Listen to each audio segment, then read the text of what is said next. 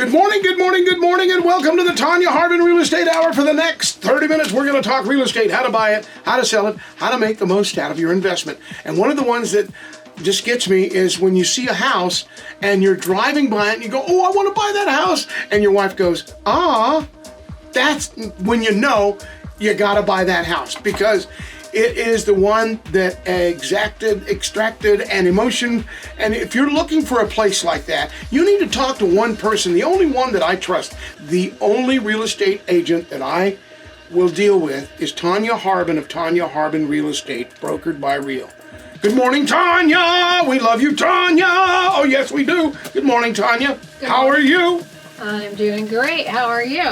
Wonderful. I hope you had a wonderful Easter. So now that we're moving on into, summer's right around the corner. We're in the spring, and now, are you looking forward to... Time is going fast. Are you ever going to do an open house where people can wear their swim trunks and their bathing suits in a house that might have a pool? Is that allowed? Or is there a liability issue? No one has ever asked me that. So. Never mind. I did not ask that question today. I don't know today. that sellers would want people swimming in their pool. Oh, really? What if I accidentally fall in? Well, then I guess you could. Mr. Blasingame's over there looking and going, is this guy going to be difficult today or not? All right. So, it's going to get hotter weather, and so we're looking forward to that. Is that the best time to sell a house with a pool? Summertime? Really, anytime. I think there's always people, whenever somebody's looking, either they want a pool or they don't, or, they're okay if it has one. Some people are anti-pools, and some people it's a must. Are you serious? Do you have a pool at your place? I do. Oh, awesome. Would you own a home without a pool? At this point, possibly. Really? Yes. Uh-oh, because you got cows and chickens and baby goats. Cows. We just had a baby cow last week. Did you really? What'd you name it? We don't name our cows. Oh, you don't? Okay. That's what Kelly says. Yeah, no, you can't name it because then you can't eat it. I don't know that I would eat a cow that's from my backyard. Well, that's one of the things that I learned when I married my wife, who is a country girl, and it goes, you do not name your farm animals because... And I was like, you got to be kidding me. But I understand you have an awesome property. We were thinking it was like Hamby, but it's in Nugent, right? My house? No, you've got a property for sale. Oh, yes. It's like 40 acres, 5,500 acres. It's like 7. 7 acres, and it's got and it's out in the country. Yes. All right, so I could go out and buy a cow and raise it. I'd love to have me a cow named Ted. That is so funny. All but right. You could. I can sell it to you. You could be moving tomorrow. It's for sale, and it's only what? How much is it? $350. It needs some love. All right, $350,000 for this 7 acres. It's got a house and a little teeny house behind the house, which is a pool house, as you called it, but I would call it a mother-in-law house. It used to have a pool, and they filled the pool in. So it was technically a pool house, and so it's just a big room, and there's a bathroom. But then the main house is about 3,000 square feet, so it's pretty big for $350,000. Really? 3,000 square feet, wow.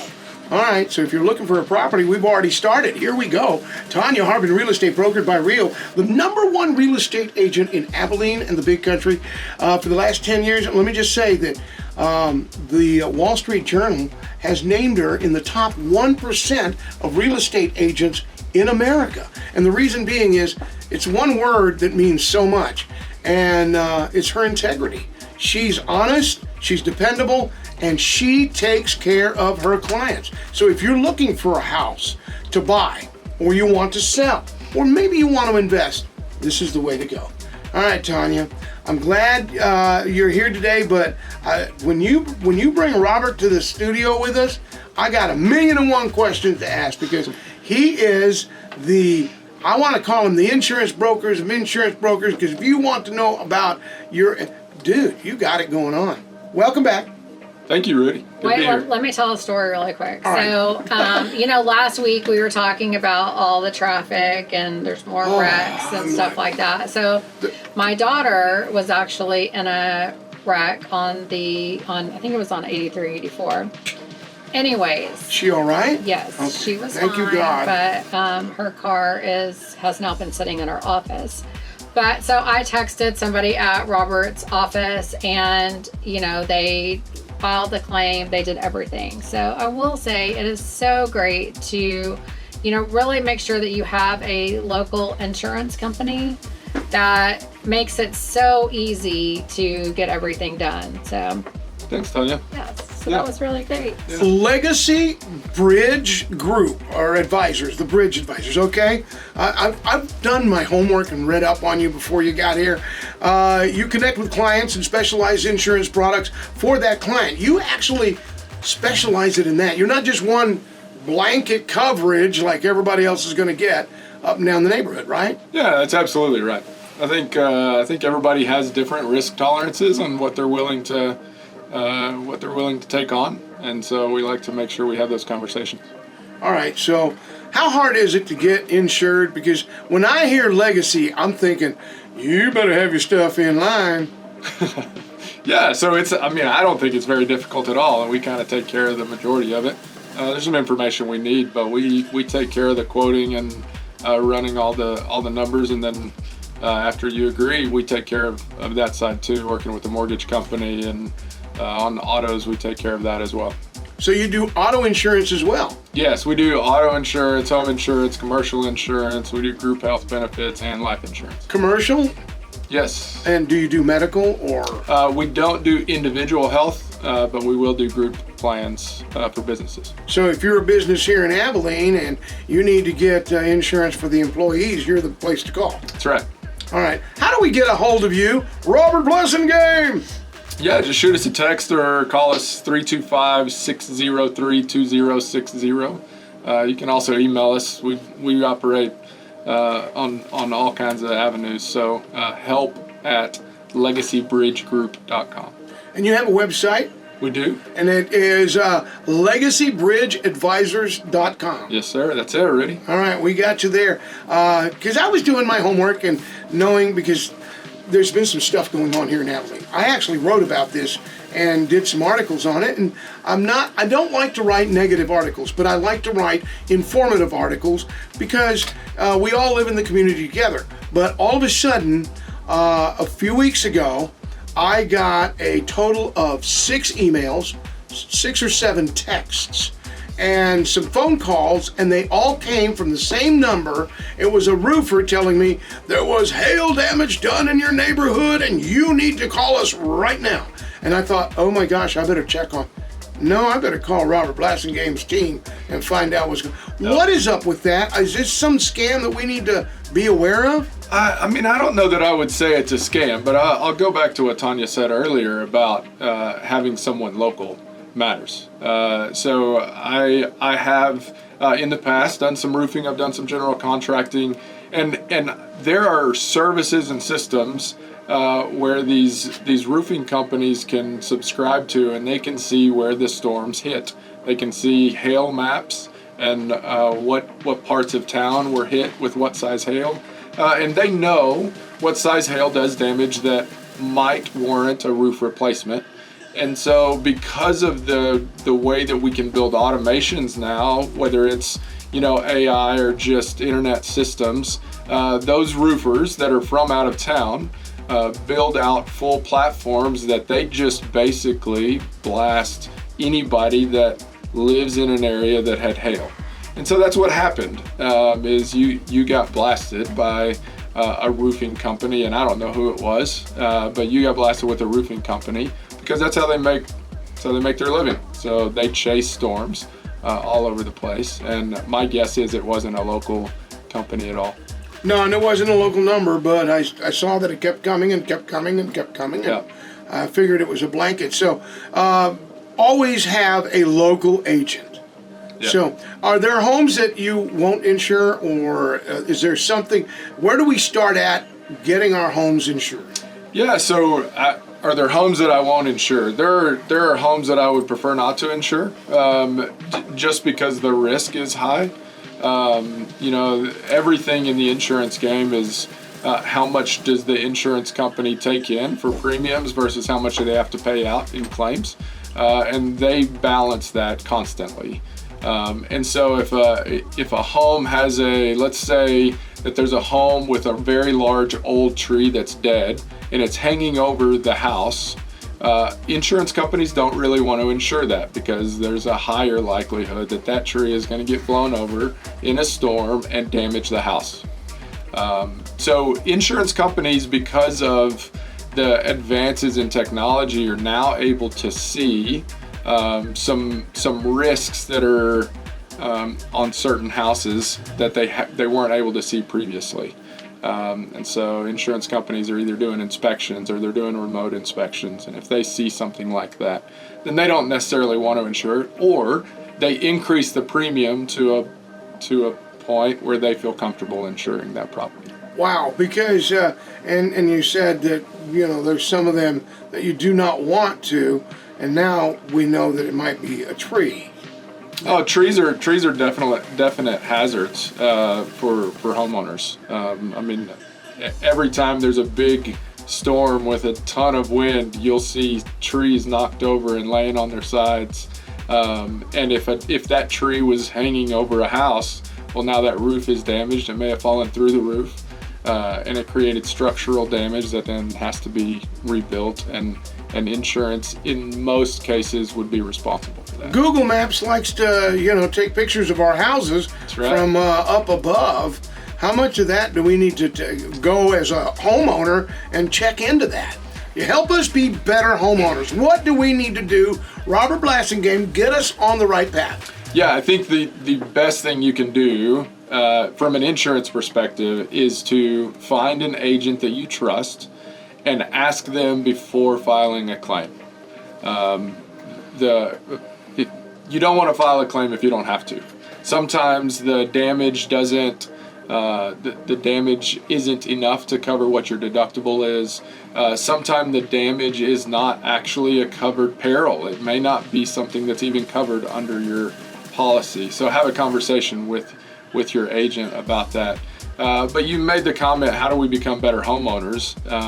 So one of the things is get trees off of the roof. Not necessarily from over the roof, but trim your trees back so it's not rubbing on the roof and taking off the asphalt shingles and all of the grains there. So there's things like that you can do. Trimming back trees, repainting your house occasionally, making sure that animals aren't getting into the attics and such. Squirrel stew. Yep, for sure. Squirrel stew. And I know that Tonya's going to go, Rudy, I didn't appreciate that, but yeah, some time ago, I had to call a special exterminator that does that because we had squirrels in our attic, and then I saw what they did to our HVAC system, and they had done some damage to electrical work, and so I had to have electricians out there, HVAC company, all of that got redone recently, and one of the things that I've learned is, yes, keep the trees away from the house. That way they can't be jumping on it or off of it as well.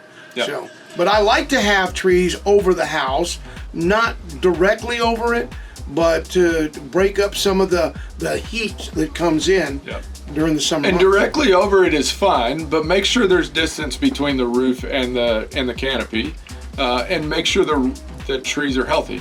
If the trees are dying, cut off the dead parts. If the tree is dead, cut down the tree.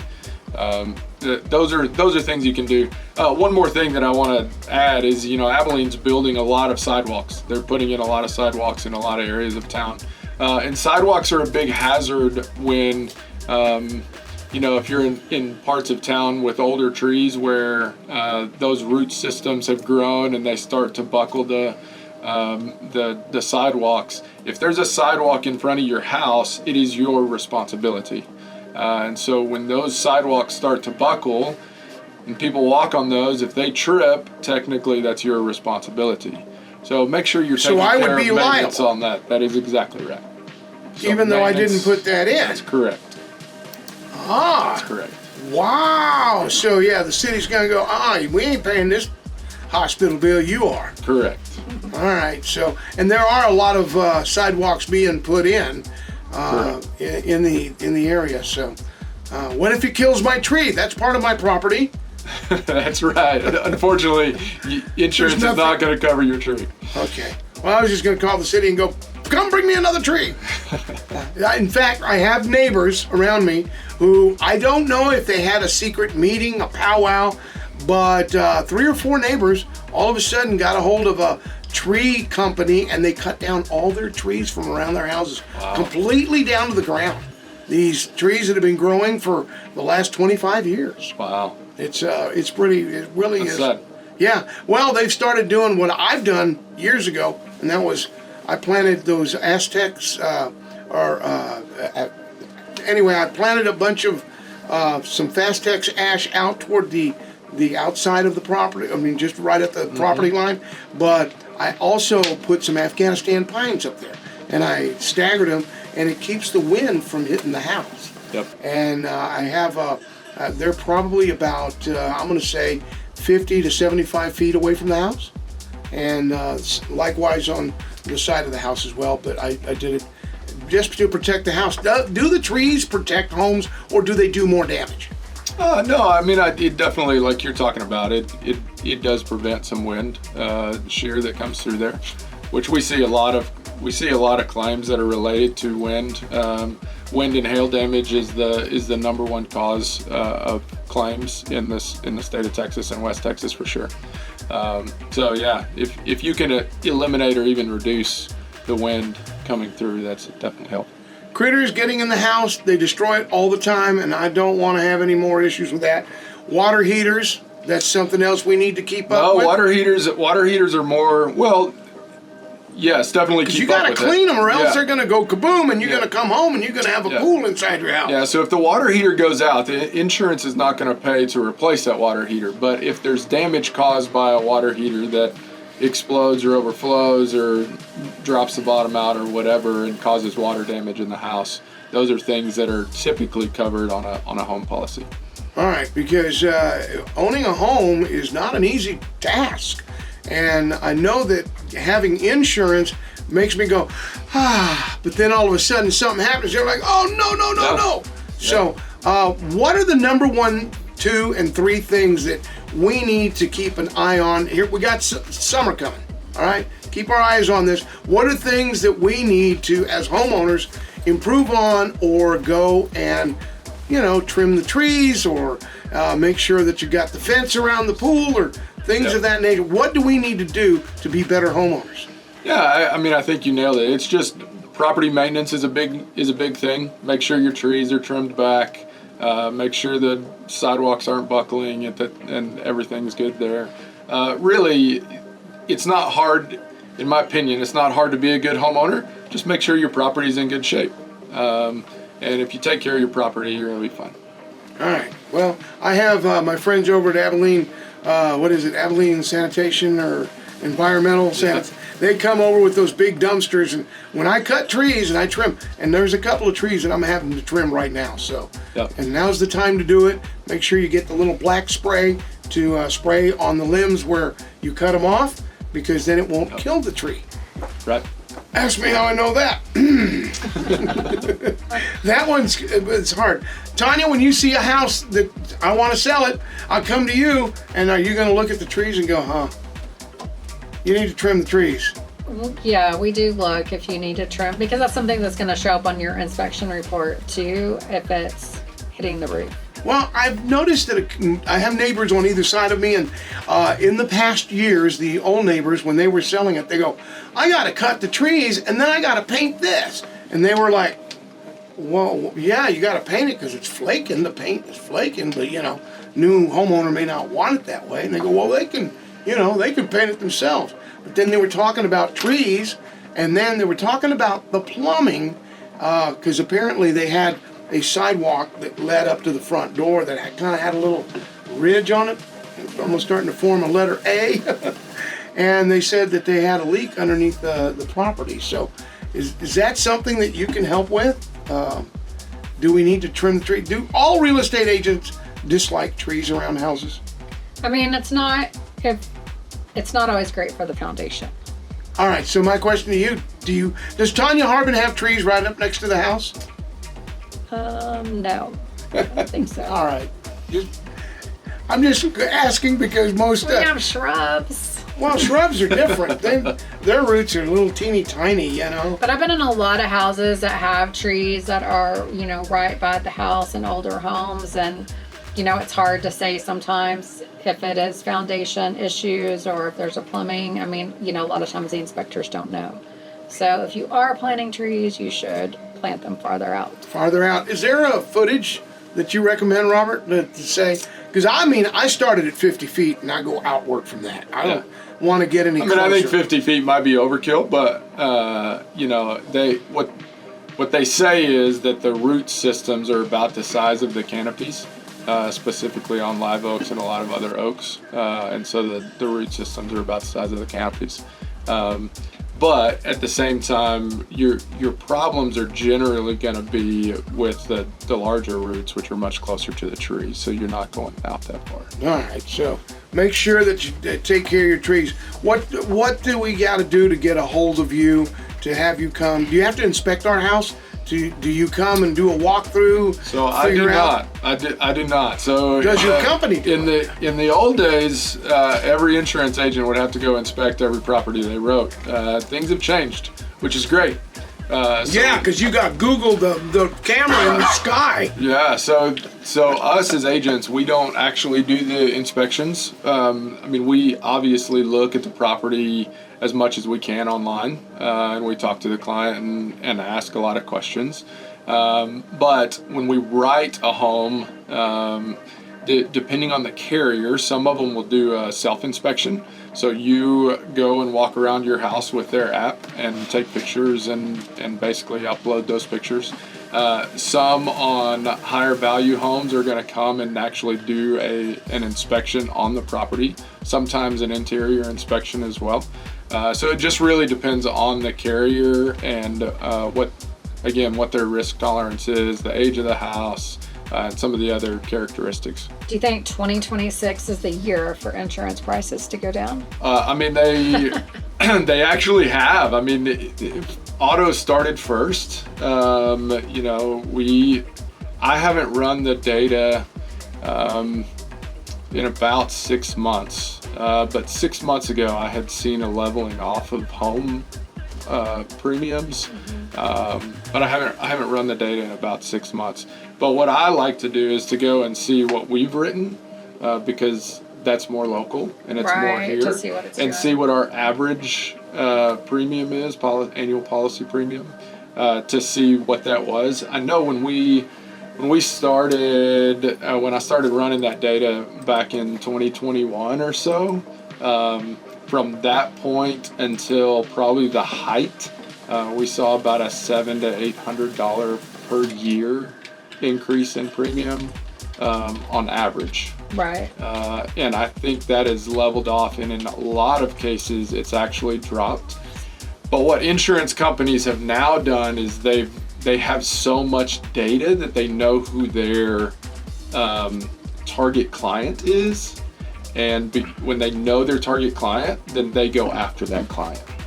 And so rates are a lot more client specific. They're a lot more client specific now than they used to be, whereas used to it was solely about the property itself. All right, so we're looking at buying homes, or we're looking at selling homes, and it's a lot of responsibility for the homeowners. But one thing that really sets me off is the fact that, and maybe you can answer this, I take care of everything. If something happens where it's like, you know what, I can afford to fix that, I am not filing the insurance, I'm not going to do it, just, you know, I call whoever it was, they came and fixed it, we're done. All right, I inspected, I have another friend that comes in, maybe it's in that line of work, and they inspect it as well and say, you might want to ask this, that, and get it fixed, we're done. But then all of a sudden, we had a hailstorm. And this happened, you know, a few years ago, and every house around me was full with these trucks and these dumpsters, and there are guys climbing on the roofs, and I'm like going, it's not leaking in the house. What are you guys doing? And then all of a sudden, you know, everybody's got new roofs, and the color of the roofs in the neighborhood changed. And so Go a few more years later, another hailstorm. Now they're back again, and then all of a sudden, my wife comes in 6 years after 2 hailstorms in our neighborhood. We haven't filed anything, but our insurance rate Correct. went up as well. What is up with that?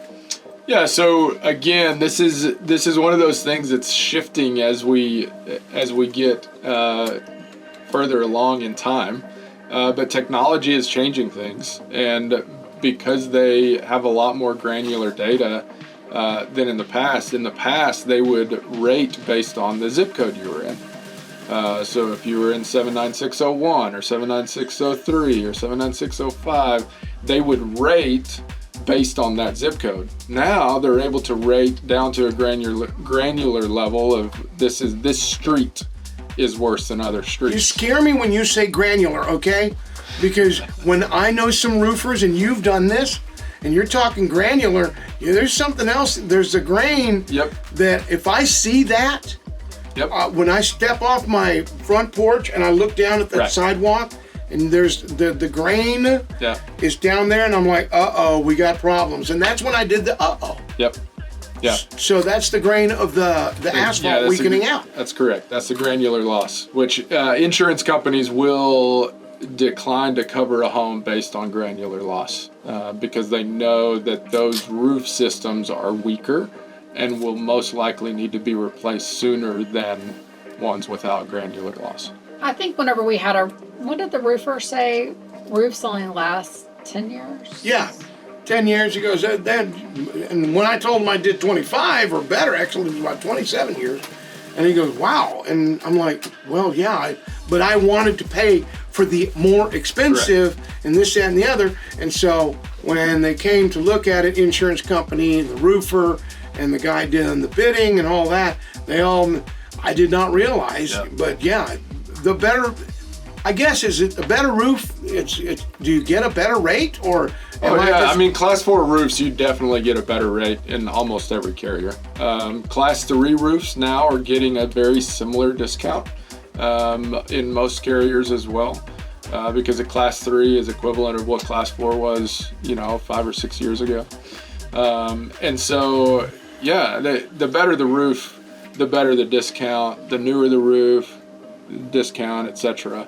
The problem we're running into now, and this is something that most homeowners don't know, most insureds don't know, is that a lot of these carriers have changed their replacement cost guidelines to say if the roof is more than 10 years old, then it automatically changes to an ACV, which is actual cash value, which is a depreciated roof system. So if your roof is brand new, costs $20,000, but it's a 10-year-old roof, you may only get 12 to replace that roof because it's a depreciated actual cash value. I just think that's so hard because so many people nowadays, I mean, they live paycheck to paycheck, so how are they gonna?